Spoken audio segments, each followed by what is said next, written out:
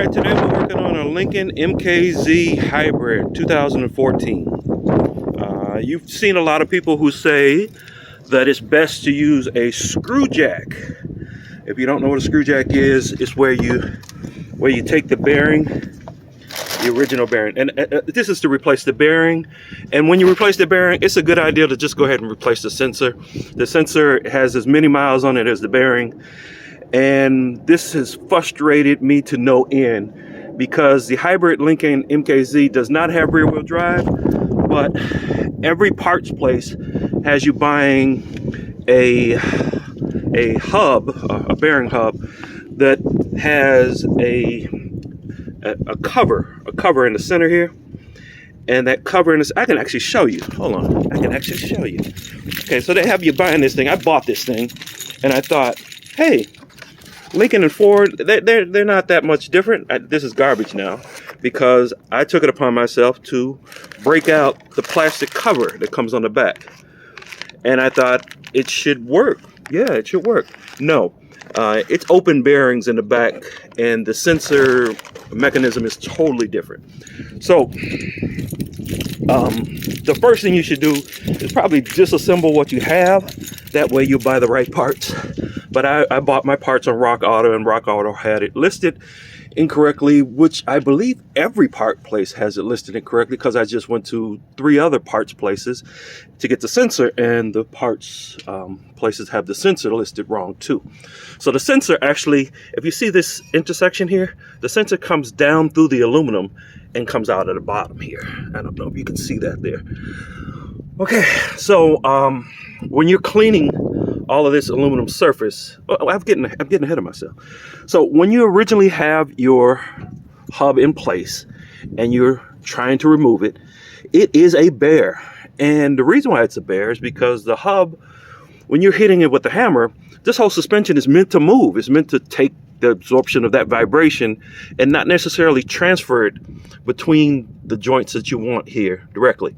Some people have used an impact with a wedge on it, and they try and get it in there and really go to town on it. That doesn't work either.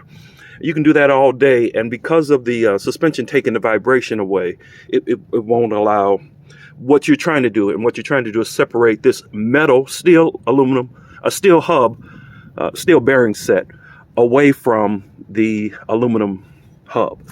All right. So what worked for me, I tried the screw jack method, and the screw jack method, for people who aren't aware, it does work, but it's a little cumbersome because the first thing you do is you cut off one of these lugs and then you knock it through the other way. And the reason why you cut it off is because it won't come out. The length of it won't come out unless you cut off a section of it. So you cut that off and you knock that out, and then you put a screw and a nut in there. And what I found out was if you try and do it from this side, it doesn't work. There's a shelf here that doesn't work, but there is a flat section over here, and you can see where it's marred. There's a flat section over here where it works, and there's a flat section at the bottom where it'll work. So you essentially take the screw and the nut and you put it there and you jack it out, and it'll start to come out here, and then you take it to the bottom and you do the same thing, and it'll come out slowly, and then you go back and you do it, and you go back and you do it, and it'll come out. What I found out works better is a small axe, and you can see the dimension on this axe. It's very pointy and very sharp. And what you do is you take your axe and you place the axe on the ears. You can't do it in the center because there's actually a hub. There's a metal section in the middle. So you put it on the ear, and then you whack it real good with a 5-pound mallet there, and you whack it over here with a 5-pound mallet. And there's a lot of people who say, hey, you're gonna mess up the aluminum seat, and then the hub, the new bearing is not gonna go on properly. That's incorrect because the new bearing actually seats on the bolts, and the bolts pull it in. So that worked within seconds. So this is my 5-pound mallet. This is older than me, more than likely. And I just put it on that ear, whack one time, and put it on the other ear, whack the other time, and then the other side came loose with no problem. This side, it took me about 2 hours to get the screw jack to situate because I was using impact with the screw jack and it was marring the threads. So if you're going to go to screw jack method, you should definitely 100% make sure you lubricate the screw all the way down with a good high temperature lubricant. because that'll keep the threads from binding and starting to deform on you, as opposed to just rolling through. Okay, so that's done. Now, once you're in there, you're gonna have to clean all this out. And as you're cleaning that out, you may mistakenly, like everybody does, damage the speed sensor. And it makes no sense that there's a speed sensor on the rear, because the rear doesn't have drive, but it lets the computer know if the front wheels are turning faster than the rear wheels, and it just kind of goes into its own diagnostics there. So when you mess up that speed sensor, it says that hill ascent and hill parking and skid control, there's a bunch of errors that come up when you mess up that sensor. The rear sensor is not the sensor that everybody shows you, so I'm going to show you the rear sensor too. This is the one that I took out. Make sure that I don't mess up my receipt. This is the one that I took out. Here we go. And you can see the end didn't make it. But the end, and let me get the end here. The end is this guy here. And if you can see, some of the inside is out. So in order to get this out, you can try and pull it from the top and pull it out gently, but that aluminum oxidizes real easily, and it starts to bind around anything that's down in there. So what I wound up doing was I used a screwdriver and I put it on the end of it like this, and then I used that same 5-pound mallet and popped her on up until she came all the way out. Now the hole that's there, you can see the hole. I don't know if you can see. The hole is a nice round hole. It doesn't come to a point like the sensor does. And if you look at all the sensors that are listed, they're listed as these little small black chucks. And I don't know what that little small black chuck does, but this sensor is the exact same sensor that's in the front. The bearing is the exact same bearing that's in the front. You can actually see that this bearing has splines in it. And that's the same as the front bearing for left and right. The sensor is the same for left and right. The attachment, if you can see right there, I'm going to point to it. The attachment where the bearing sensor connects is the same left to right. The only thing that's different is there's a little plastic tab connector that's different, and the length is a little different on the cable. But I don't think that changes the resistive value for the computer. The computer is going to see it the same. So that is everything I've learned doing this. Of course, when you go to hang your brakes, you hang them on this little, let's see if I can get a little light in there. You hang them on that little doodad up there. And you can see I got my brakes hanging out of the way.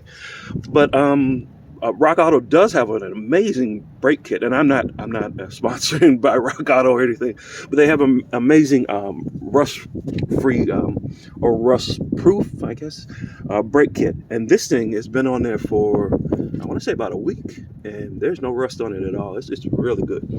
So if you have any questions or if you need any help, of course, when you put everything back together, because you're dealing with steel and aluminum, I always recommend that you use RTV to put your bolts and your nuts and everything back together, only because RTV is going to act as a dielectric. It's going to stop the aluminum and steel from making that horrible oxidation that binds everything together. And when you go to take it loose again, if you have to, which I've had to because I got to take the sensor out, it's a lot easier to take everything apart. And then when you go to put things back together, the screws aren't going to be binding on the threads. They're going to be held by the RTV, and the RTV is going to fill all those air gaps so that those air gaps don't fill up with oxidation. Oxidation, of course, is where the oxygen changes the differentials in the metal. And if you don't have the oxygen there, hence there's RTV there, you don't have the oxidation. It also helps with vibration. I've had in the past where you don't tighten the screw tight enough, you don't go to what the specs are, and then you wind up with the screws loosening themselves, and over time that becomes a hazardous situation, especially when you're talking about brakes and suspension. So the RTV takes up that slack because the RTV hardens, and it actually starts to reduce vibrations because the bolts are held by the RTV. Okay, and that's RTV silicone. That's any colors, black, silver. I chose to use silver in this case, but you can use clear, you can use silver, you can use black, you can use white. Doesn't make a difference. It's kind of messy when you do it, but it's the the step that a expert would do, and it makes life a whole lot easier. All right, take care, guys. Parts are parts, but these parts are very frustrating because they're all listed wrong. All right, take care, and until next time, do what you got to do.